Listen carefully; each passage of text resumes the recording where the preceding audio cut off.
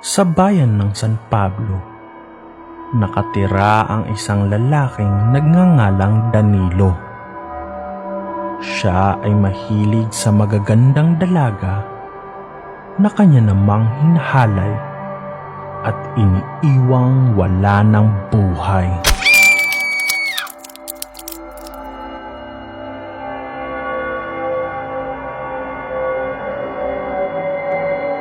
Gamit ang peking social media account, siya ay patuloy pa rin sa pambibiktima ng mga inosenteng dalaga.